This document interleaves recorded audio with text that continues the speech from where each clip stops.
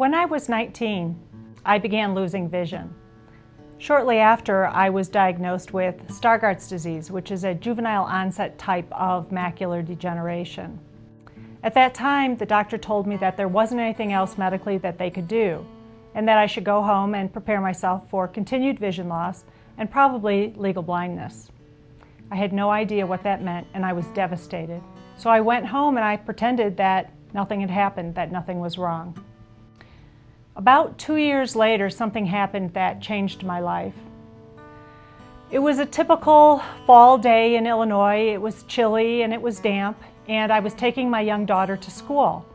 I was no longer driving, so I put her on the back of my bicycle and began the 2-mile ride to her preschool. While we were riding, the wind started blowing harder and it started to rain. A couple of seconds later, I felt my little girl lean her head into my back to protect her face from the cold rain, and I started to cry. It was at that time I realized that I really was depressed, that I had isolated myself, and that I really was living in denial, and something needed to change. It didn't change overnight, but eventually I went back to school, got a degree in occupational therapy, and started to learn everything that I possibly could about low vision, visual rehabilitation, and the available resources, and what the definitions of legal blindness really were. So what is low vision? Basically, any vision loss that can't be corrected with eyeglasses or contacts or with any kind of medical procedure, and affects your activities of daily living, which can be anything you do from the time you wake up in the morning until the time you go to bed at night. Reading the newspaper, or reading your mail, dialing a telephone, or cooking a meal, or driving your children to and from school. Any of those activities that are affected would mean that you would have low vision. For somebody who is legally blind, what does that really mean? Basically, it's a governmental term that they use. If you qualify at a certain level of vision loss, you may get a tax exemption, and you may qualify for services, if services are available. What kinds of things cause vision loss? Macular degeneration, diabetic eye disease, glaucoma, cataracts, head injuries, people who've had strokes. There are all kinds of diseases and disorders that affect young people and the elderly that cause vision loss that cannot be changed. After I moved to Colorado, I became a member of the Fort Collins Lions Club, where there were already a couple of members who were visually impaired. We began to talk about how nice it would be for people who were visually impaired to have one place where they could come to receive services and learn about available resources. The Fort Collins Lions Club and the Fort Collins Lions Foundation picked up this challenge, and in 2001 the Ensight Skills Center was able to open a small but very comprehensive low vision rehabilitation center, the first in northern Colorado. The Ensight Skills Center is a group of low vision rehabilitation centers throughout northern Colorado and Denver. All of the centers are a 501c3 not-for-profit corporation that serves individuals who are visually impaired and blind achieve their highest level of independence. The mission of the Ensight Skills Center is to provide individuals with low vision the opportunity to enhance their life skills, independence, and self-confidence in a safe environment through training and adaptive technology. Since 2001, the needs of this population have continued to grow at an alarming rate, and irreversible vision loss is an increasing national public health threat. In fact, Colorado reflects the national statistics, indicating that 17% of Americans 45 years of age or older have vision impairment, and that group has a staggering 57% unemployment rate. Currently, Colorado has 232,000 individuals with low vision. I have some direct personal experience with low vision and the problems of low vision. I retired from the Air Force in 1999 to return to Fort Collins, and partly because my parents were getting into their 80s and I could help with some of their medical problems. My father had wet macular degeneration, and I was stunned to realize the impact that this kind of thing can have on someone's life. My father loved to drive his motorhome, he loved his cars, he could no longer drive.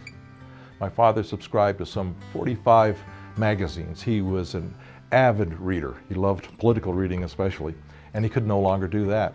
So I started going over to visit them at noon every day, and I would spend an hour reading to him from Time magazine or the Wall Street Journal to try and help fill that gap.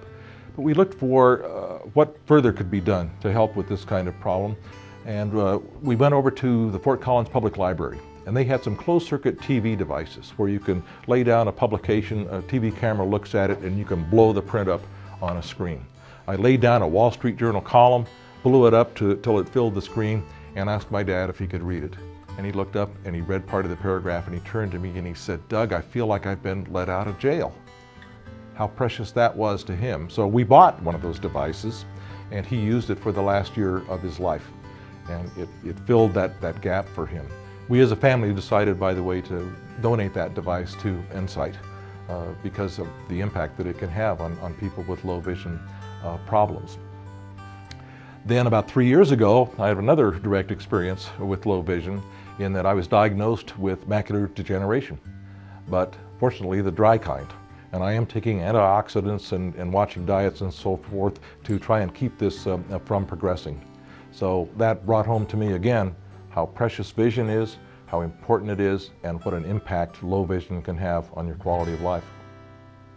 The Ensight Skills Center offers a unique approach to visual rehabilitation that has been designed to meet the needs of each individual who is struggling with vision loss. The goal of our program is to provide individuals with the tools and training needed that will empower them to become self-sufficient and independent. We are able to accomplish this goal through our comprehensive services, which include low vision eye exams by a doctor of optometry, who will prescribe optical and non-optical devices, and assistive technology equipment to optimize use of remaining vision and rehabilitation training. Clients receive a medical and lifestyle intake with an occupational therapist who specializes in low vision to determine current problems, assess life skills and vision needs, and set goals, followed by personalized training to implement the care plan and use of prescribed low vision devices, techniques, strategies, and to make appropriate referrals. If necessary, orientation and mobility training may be recommended and is administered by a certified orientation and mobility specialist. Technology has revolutionized daily life for people who are blind and visually impaired. The power of computers, cell phones, and GPS systems has now brought our world within reach for those unable to see. Assistive technology, including specialized hardware or software that speaks or magnifies the computer screen, or turns hard copy output into Braille, has changed the lives of countless individuals with low vision. Students with visual impairments can complete homework, do research, take tests, and read books along with their sighted classmates. Adults with visual impairments can continue to work and pursue a wide range of careers because of the use of computers and other devices. We offer the opportunity to take advantage of our loaner program, which allows individuals to borrow low vision tools and aids to try out in their home, leisure, or work environment. Our youth scholarship program provides low vision aids to school-aged children to enhance success in academics and life skills. A wonderful leisure activity that many have given up due to vision loss is cycling. The Co-Pilots program, sponsored by New World Sports, gives an opportunity for tandem cycling to the visually impaired. One major goal that Ensight sets each year is building community awareness.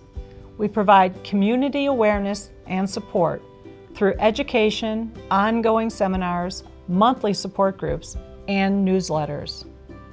Our new Rural Communities mobile program reaches out to the four corners of Colorado, providing on-site low vision evaluations, training, and adaptive aids. As you heard earlier in this video, Ensight Skills Center was developed several years ago by a small team who are themselves visually impaired. They envisioned creating a place where people with low vision would be provided with training and support to maintain an independent lifestyle. That dream became a reality on July 7, 2001, when the doors opened to the first low vision training center in Fort Collins, Colorado. Ensight Skills Center and the Curtis Strong Center in Greeley, Colorado joined forces on September 1st, 2007 to expand the mission of serving individuals who are visually impaired. On December 5th, 2008, the first satellite office was opened on a part-time basis at the Eye Care Center of Northern Colorado, located in Longmont, Colorado, seeing clients 2 days a month. January 19th, 2009 celebrated the opening of our newest location. This facility provides Ensight Skills Center services to the low vision population of Denver and the surrounding areas. While Ensight does not at this time have a permanent location on the western slope, a rural program has been started with the help of MD6 Lions Clubs and the American Council of the Blind of Colorado.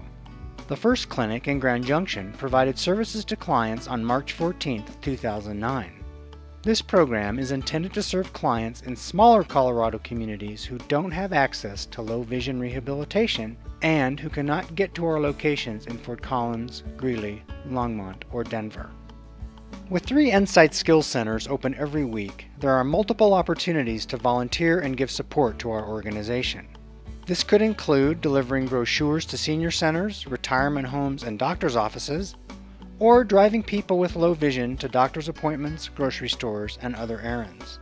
Another way to be involved with the Ensight Skills Center is through a financial means of your choice. We have fundraisers throughout the year that give donors the opportunity to learn more about the centers and get updates.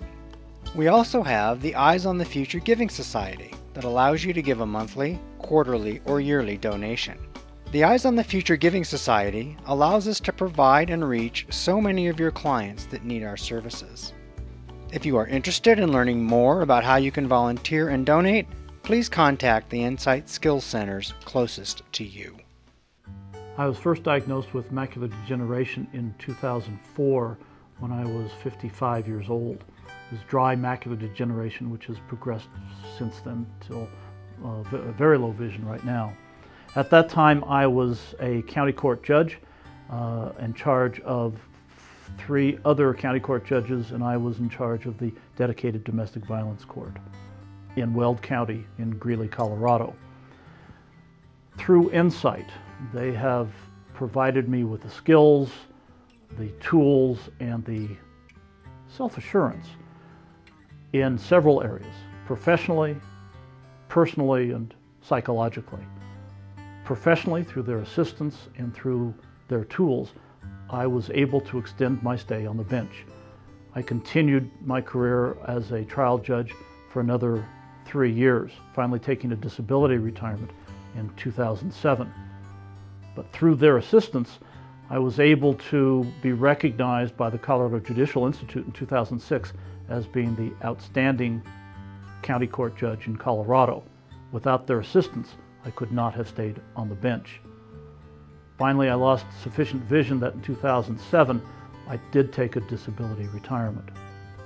Personally, they have continued to help me, providing me with the skills and the tools and the techniques to be able to function independently on a personal basis with the assistance of my wife, to be able to function effectively at home, around the yard, and in a new job that I have at the University of Northern Colorado. But perhaps most importantly, they've provided me with the confidence, the self-assurance that I can be a happy, productive, satisfied person as I live with low vision. Through their group sessions, through their competent staff, through the training sessions that they have, I became aware that I could function very well being low vision. I was afraid to admit it in public and tried to mask the fact that I was low vision.